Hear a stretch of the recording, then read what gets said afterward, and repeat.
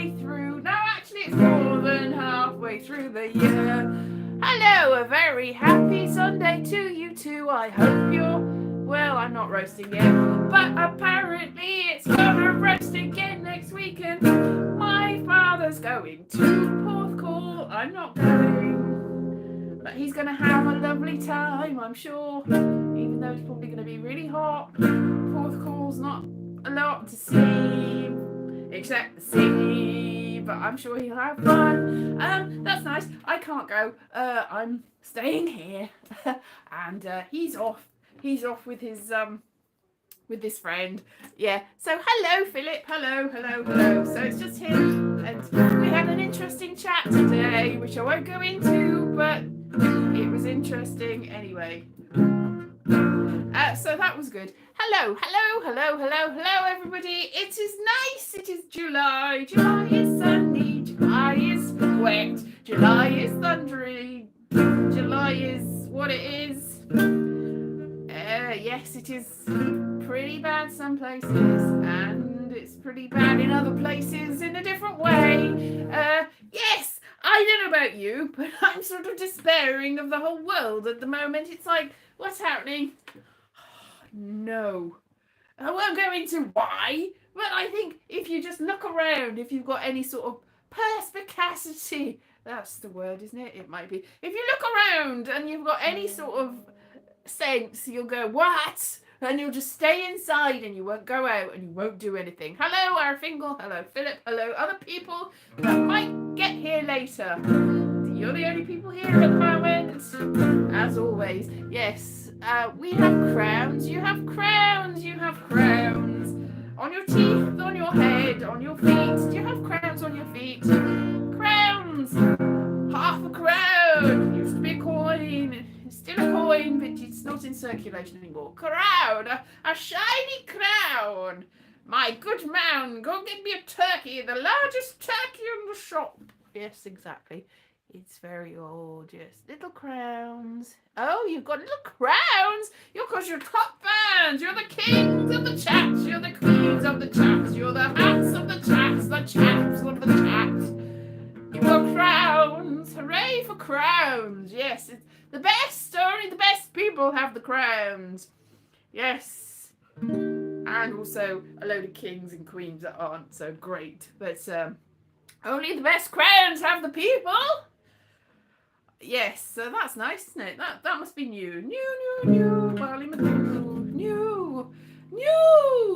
I haven't written my Edinburgh show yet, but what I do have is a bunch of guest spots in other people's shows. I applied and I forgot that I'd applied. I'm in Political Breakfast first thing in the morning, like 9 o'clock. A show at 9 o'clock. What was I thinking? Which means I have to walk all the way across town to get to it. So I have to get up at nothing in the morning to get there because I'm like staying miles away. So what was I thinking? But luckily, my other guest spots are on two of the first 2 days exactly. Of the Fringe, exactly. I don't know where I say exactly. The first 2 days of the Fringe, I've got Political Breakfast, and then I've got it's called Lovely People Poetry Show or something. Comedians telling poems and stories. And I hadn't applied for that because the guy that ran it was like, don't ask me to put you on anyone because only the people that I've asked will be on it. Only the people I've handpicked. So I'm like, well, that's intimidating, even though I've got a spoken word poetry type show coming. I'm like, well, I'll just leave that. But then he said this week, I've got some guest spots and I need some people to apply. I'm like, may as well. What have you got to do? So I did immediately. Got back to me. So I'm on the 2nd and the 3rd and the 20th and the 22nd. I've got guest spots for that. And I've got Political Breakfast on the 3rd and the 20th again. And anyway, they stack up. I've got a Wednesday off, which is the 20th, I think that's a Wednesday. And I've got 2 shows first thing in the morning. So is that a day off? Not when you have to get up first thing in the morning. So they're my days off for my show.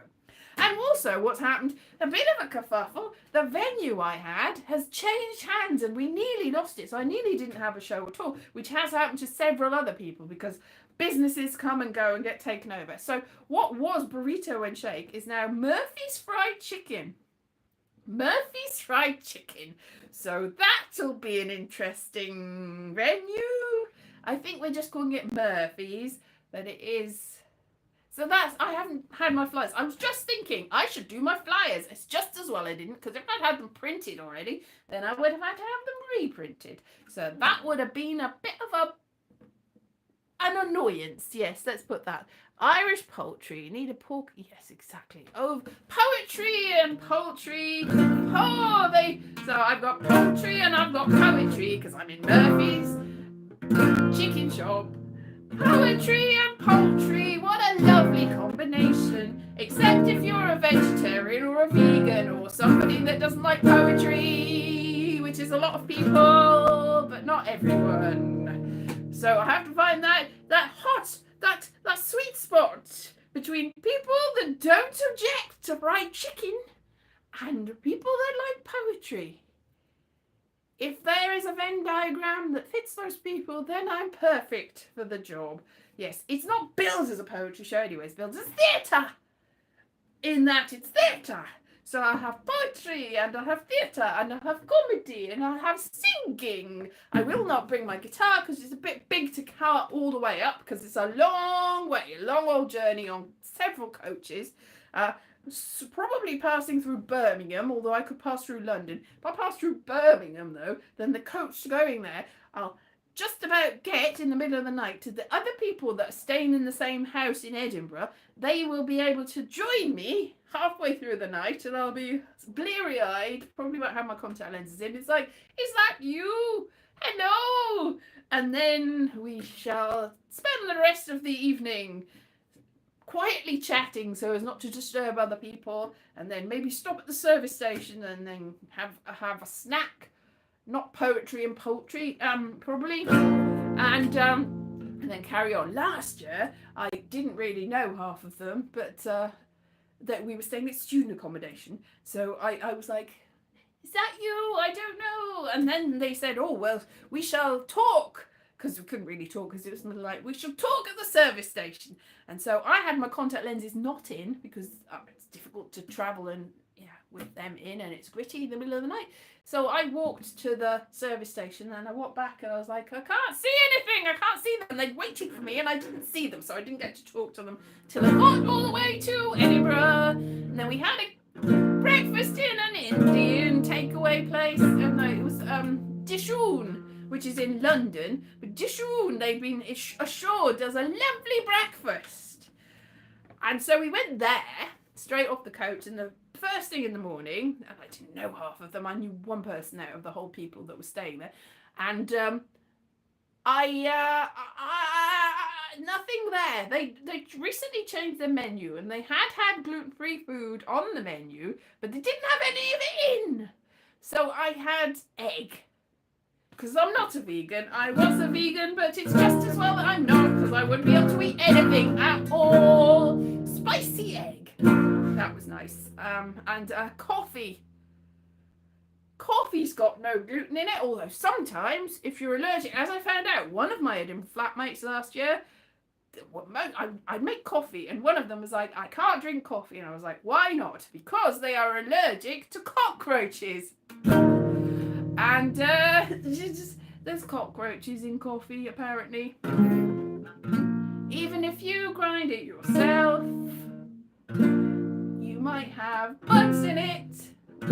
Oh, great. But if it's pre-roasted and ground, then almost certainly, especially if you're in America, because you're allowed to have more bugs in America per ounce. That you allowed to have like 8 bugs per kilo of goods or something in America. I think you're allowed to have fewer bugs in Britain. Also, we do not use cochineal, generally speaking, which is another little bug that's splashed up to make reds. It's like whoosh. You knew when there's like bugs outside and you go, if you're mean, to the bug, and the bug splooshes and all red stuff comes out. Well, cochineal, very much like that. You put it in hot water apparently, and it explodes into redness, and then they use it not flavour, they use it to colour things in America. And they used to use it here. I know this for a fact because my grandmother was a master baker, and you can't say that too quickly if you've got a speech impediment. Master bake, nothing against speech impediments. I'm not saying that. I'm saying you have to be careful with your master bakers. Anyway, she was a master baker or a mistress baker, which is possibly even worse. And she used to make cakes and things and colour some of them with the cochineal. And she had some of the cochineal. She put it in a lot of things. And the thing is with cochineal is I don't think that everybody can taste it, but I very much can. I can imagine it now. You know, you've got a sense memory. I've got sense memory of everything I've ever tasted or smelt. And I can sort of conjure it. Not everyone can. I know it's like not everyone can visualize things in their head. Not everyone can hear sounds and music in their head. Not everyone, even fewer people, I think, can sort of taste things and smell things. But I can do all of these things because I'm a magical pixie. And so the very bitterness of the cochineal is imprinted into my taste buds. I'm like, oh. It just conjures up the bitterness. Although I do like bitter stuff. I like bitter stuff if I'm mean to have bitter stuff. Like the stuff that people used to paint on their nails as bitter aloes in order to not munch on their fingers if they were nail biters. Now I put that on. It's like, that's quite nice. Like aspirin. Aspirin. Dark chocolate. Although that makes me feel a bit ill. The actual taste, bitterness, but I'm expecting the bitterness. But the taste of cochineal, maybe it's the bitterness that I know that it's made of bugs that makes it worse. Whereas aspirin is made of birch bark. Well, artificial birch bark, actually. It's made of bark. It used to be made of bark, but now its bark is worse than its bite because it's made of something more chemical. But it was originally made of bark, elm, ash, maybe not birch bark. Birch bark is what you use to make xylitol. Unless you're cheap, and then you can use corn cobs instead.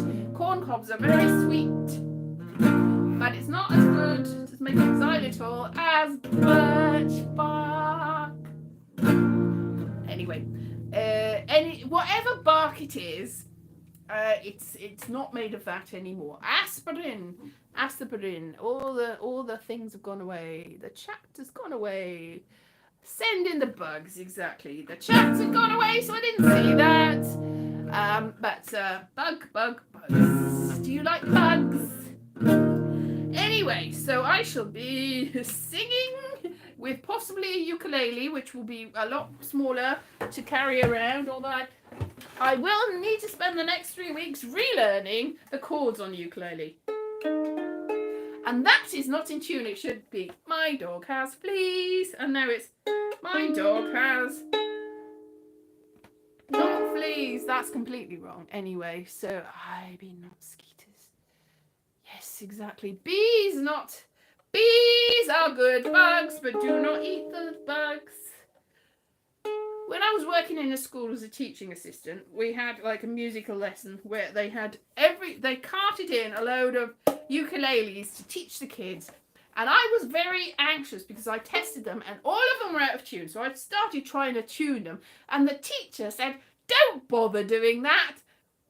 So we were learning to play the ukulele together, except it was completely out of tune. Every single one of them had a different tuning or untuning. So can you imagine 32, that's how many there were, 32 9-year-olds trying to do a ukulele, various different things like that. So that is not right. It's covered in dust. I will not do it now, but I need to relearn the ukulele because I originally learned the ukulele for BBC Three when BBC Three was a new thing. It was BBC Three and it had been relaunched and it had a reality TV talent show and I was on the reality TV talent show. Do I have any talent? I would say no.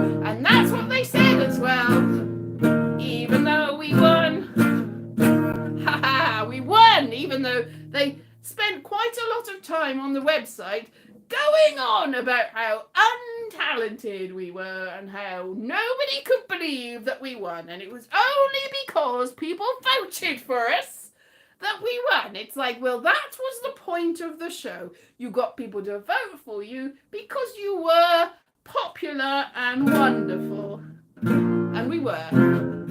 But apparently half of the people that were on the same team as me have been completely scandalized since.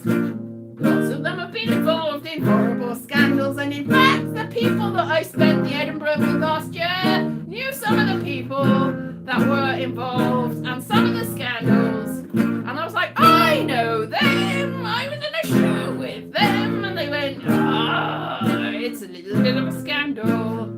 And I was like, oh dear, I sort of knew. But let's leave that alone. Yes, so scandalous, scandalo. Lots of scandal for a lot of the people, but not me. Am I embroiled in scandal? No. And do you know why that is? Because I never got famous from it, whereas they sort of a bit did.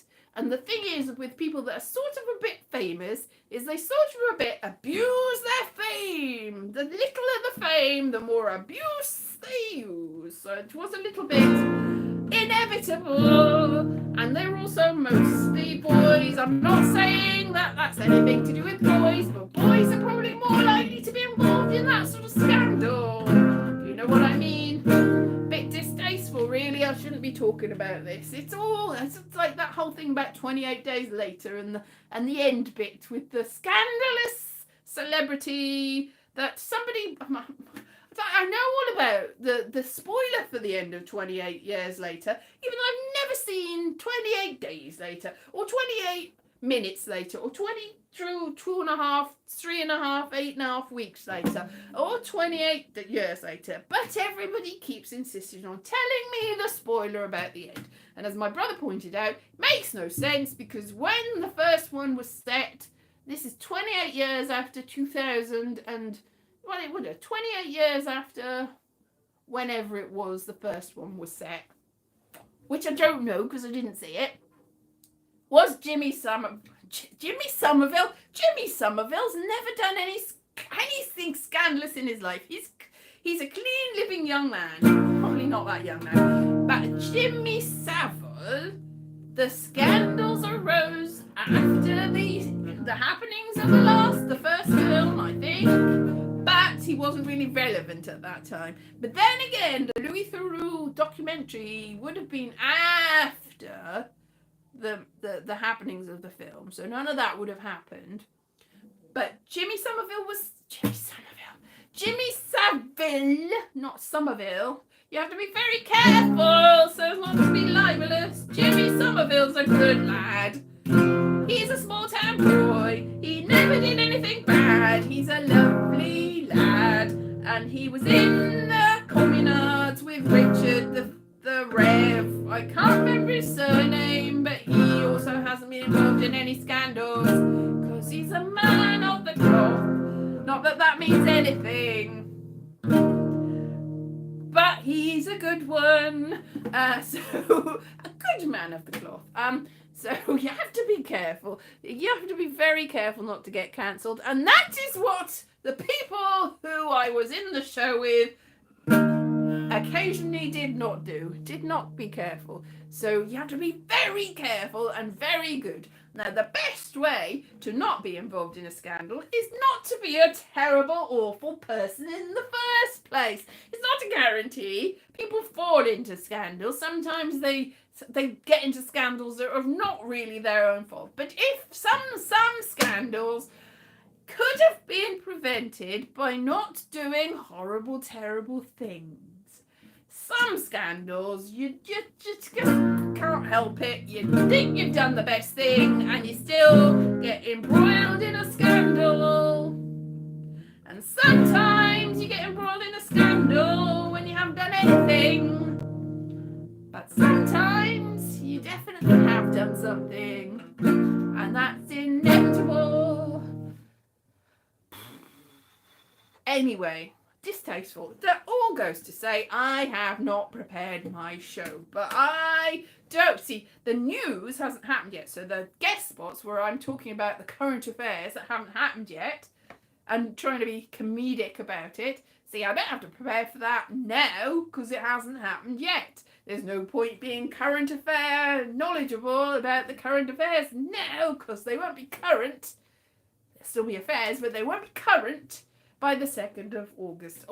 Everything would have moved on. Who even knows what will have happened by then? And the comedy, poetry, lovely people show, I've got lots of poems and I know lots of lovely people. I'm not saying I am, but maybe I am, but maybe I'm not. If I said I was, then I probably wouldn't be. If I say I'm not, then I probably am not either. It's a bit of a discussion to be had. Are you nice if you say you're nice? Probably not. Don't say you're nice, because that is a guarantee that no, you are not. No, you big-headed buffoon. You are not a nice person. How dare you say you're a nice person? So it's that whole thing about, have you read the Bible? He completely says, no, I'm not the Son of God. But he doesn't say he's a naughty boy, but Brian does. Brian, the life of Brian. Have I ever told you the story? Probably have. About how very early in my life, very early, when I was a tiny, tiny wee baby dressed in lemon yellow or something probably, my parents had put me in a little pram and prammed me down, whatever, down to the shops near where we lived. And somebody said, what a cute little baby boy. What's its name? And my father, who, much like many British people, didn't want to contradict the person and go, it's not a baby boy. Went, it's called Brian. And ever since then, I've heard the story on multiple occasions. So if I'd been a boy, apparently, my dad, the first name that he would have thought of was Brian. Brian? I'm not a boy called Brian. I was a baby called Brian, apparently. What on earth are you thinking? Anyway, I think this story and another story about how umbilical cords happen when you're just about born, and there's a very common story about, I thought the umbilical cord was whatever. Anyway, these two stories got together and some person who asked my father for my hand in marriage, apparently, and my father, thinking what amusing stories I have come up with, I'll tell this person who's not asked me for my hand in marriage. No point asked me for my hand in marriage. The only reason I know that this was a possibility is because my parents told me that he'd asked. I was like, what the? Never came up in conversation between us at any point. I was sort of expecting it, didn't. Anyway, what was that noise? Anyway, so my father told these cute stories to this person, and this is probably the reason why he didn't ask me for my hand in marriage. Anyway, it was it's like, do not have your parents tell anyone's cute stories about you because they are not cute, and somebody will actually believe it and go, that must be based on truth. And that is what happened. So that's just difficult, slippery slope. So don't be telling people things. So Scandal, United in Poetry and Scandal. So I do not know what's going to happen on the 2nd and 3rd of August. I also have my interview show. So I've got about 5 people that have asked me to be interviewed because who do you want to be interviewed? I've asked the person that's doing the poetry show whether he wants to be interviewed. Because then I've got 6 people to be interviewed, and if I interview them all on 1 or 2 days, very early, and record them and put them up, then I don't have to, and I've got none on the Wednesday, then I've done the whole first week, and I've got the whole first week to find some more people to interview, because then I could just do it on the fly, and just, hey, do you want to be interviewed? no worries, I'll find someone else and I'll just move on and it'll be fine. I'm sure I can do it. And also, I'm going to do my show, which almost, as I said, it changed to a chicken shop, but they nearly cancelled shows. But apparently they're not cancelled the shows, but they almost cancelled the shows. Who knows whether they'll cancel them before then, and then I won't have to worry about doing the show. So I haven't printed the flyers. It's fine. I paid money to go in the big Edinburgh book, so if the show doesn't go ahead, that's a bit of a shame that I spent money to go in the big Edinburgh book. But whatever. These things happen. There's no point being mad. There's no point being sad. There's no point being glad either if you don't want to do it. But these things happen. These things happen. These things happen a lot. Especially in Edinburgh. A lot of people I've known over the years have been in venues that have in various different ways fallen through, like the company's gone bust, or they've just had to move it, or in a few cases the venue's burnt down. That's happened quite a few times. The Gilded Balloon, I think that probably burnt down during the fridge. During the fridge. If it had been in a fridge, then it would have burnt down. I think the Gilded Balloon was back in the frontage of the actual venue that sort of went onto it, because there's a lot of buildings that are all built onto one another in Edinburgh, but the one at the back it got demolished after it. It was like a big they did use it as a venue. Somebody whose other venue had fallen through, they put a tent up, and they had a beer garden and a tent, and they had the venue there instead of the venue they wanted to do. They were a bit disappointed, and it wasn't great. But now that's the back end of a hotel, just about where that terrible thing happened last year. Gruesome look it up at Halloween. I'm not going to go into it because it is pretty exact. Not spoiler warning. Mental health warning. If you do look that up, be prepared, because it's not great. Anyway, it's more or less where that was discovered. That is grim. It's like, do you talk about things that are terrible and just don't make light of it, because it's not a funny situation. So yeah. Anyway, point being, that's where that was discovered, is just about where the Gilded Balloon had burnt down, and then it would be a beer garden. And just up from there, there's a sort of weird pavement that I was walking in on the way to the beer garden one year when I was doing a show. And there's a pavement, there's the courts, and there's sort of a little alcove, sort of like arches. And so there's a bit of a sort of inset pavement, and on the side there's a sort of up high pavement that you shouldn't be walking on. But I was walking on that because the two gentlemen whose show I was with, whose show we were all doing a show together, we all did like 20 minutes in the whole thing.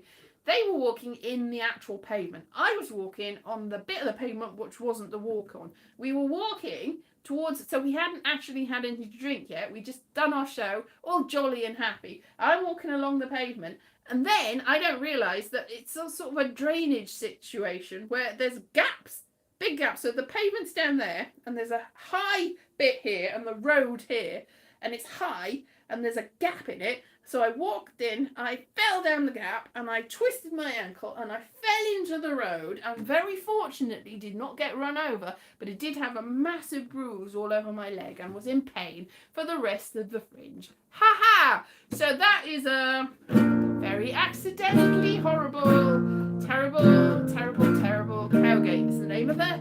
That is the name of the... It's very difficult to get around Edinburgh too, because if the first year especially, because if you look on a map, you go, here's a road and here's a road. These roads are next to each other. These roads, you should go here and then there's a road.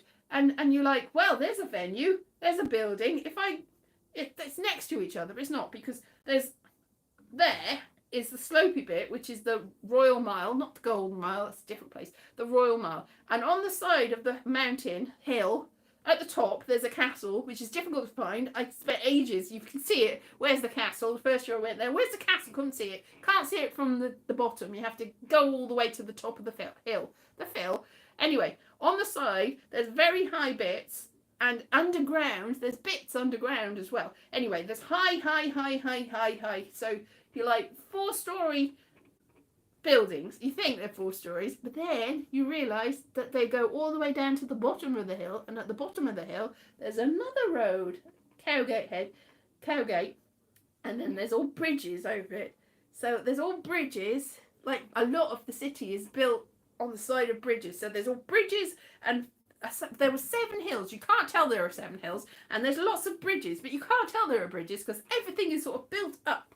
And that's the trouble, because everything is connected. Everything's connected. Oh, everything is connected. If something bad happens to one part of it, then it spreads over the rest of it. So you have to be very careful. The venue I'm in now is just about in the same place, the same vicinity, exactly the same place as the place that I've just talked about. There's a bridge. And this place that burnt down is here, and the place that I am in the basement is here, on the side of the bridge, and this is here. So this bit burnt down, this bit that I'm in was safe. So we had to have the fire exits checked last year, and the fire exit had to be, well, it had to be fixed before I did my first show, so it got cancelled. So everything adjoins each other, and it's all in, you're like, where? I'm in the basement of a building. How do I get out of this building? Or another building? Or a bridge? A lot of the bridge has been filled in. It's very complicated. Like a big puzzle. Anyway, I'm still doing the show as far as I know. But if it doesn't go, then whoa. It is what it is. Anyway, I'm going to go and prepare my very award-winning show. It's not going to win awards, and that's because I put it in the theatre section, but it's actually not theatre and it's not comedy. It is comedy, and it's also poetry, but it's also theatre. So it's not going to win an award because it's not in any category that can be categorised. And the comedy awards, the big one that used to be the Perrier Awards, is only for the comedy section. And I've made sure that I'm not going to be anxious about going, maybe the people that are judging the comedy awards will come to my show, and I'll be looking out for them. And, oh, will I win my award? Will I? And I'll be anxious, even though I'm like, I can't possibly win the Edinburgh Comedy Awards. So I know that anyway.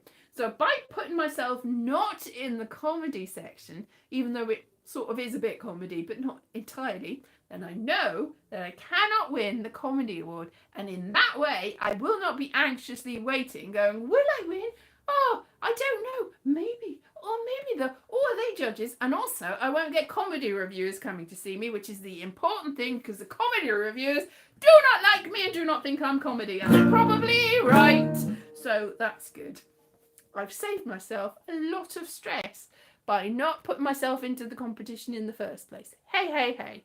So, yes, nobody said anything for the last 25 minutes. I'm assuming that you've all gone.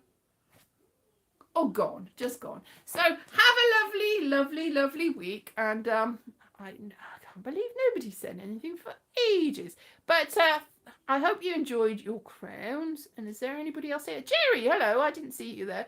And, oh, yes, Vulcan poetry. Yes. Vulcan poetry or foregone poetry?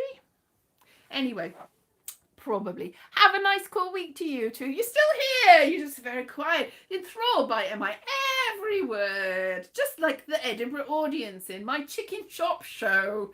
It will be amazing. So I will see you soon. Have a lovely week. I'll see you next week. I haven't made very many videos at all in the last couple of weeks. So I've just felt like, why? So I'll try and maybe make some this week. Who knows?